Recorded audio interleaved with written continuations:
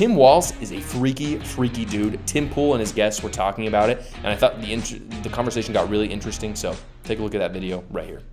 I am absolutely terrified of Tim Walz.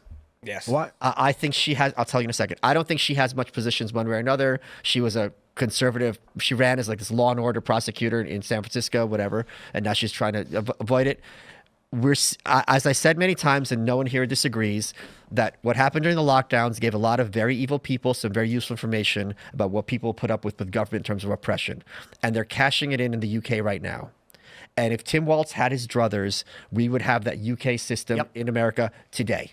Has he done stuff in his state that indicates he said explicitly that hate speech is not free speech. Yeah.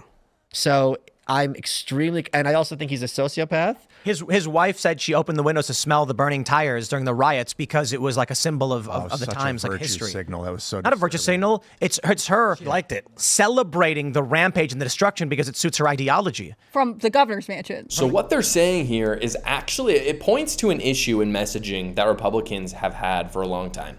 Many say that Kamala Harris is stupid. There's kind of that camp. And then there's another camp talking about how radical and kind of an evil genius is.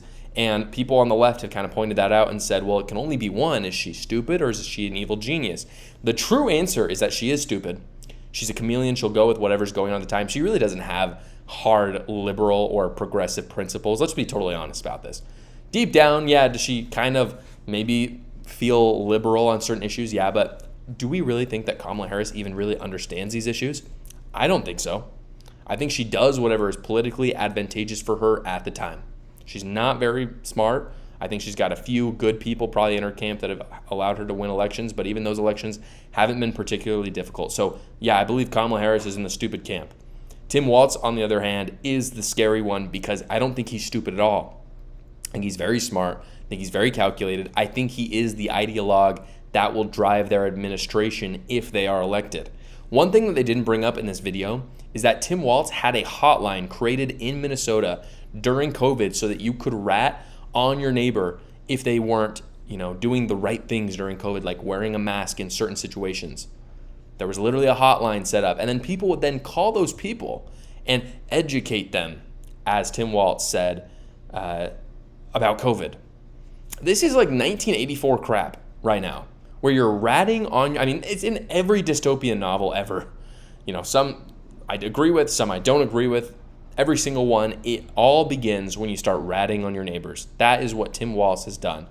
And you know that that people don't believe that this is actually a popular thing to run on because they're running away from it. Tim Walz is proud of it because it is in line with his ideologies, but they haven't talked about it because clearly this freaks Americans out.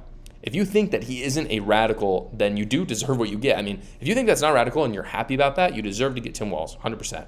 Get someone that takes all your rights away, takes all your liberties and privacy away. Yes, that's Tim Walz.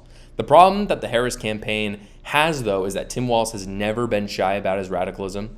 He has had scandal after scandal since being nominated as her VP. It's literally been a few weeks.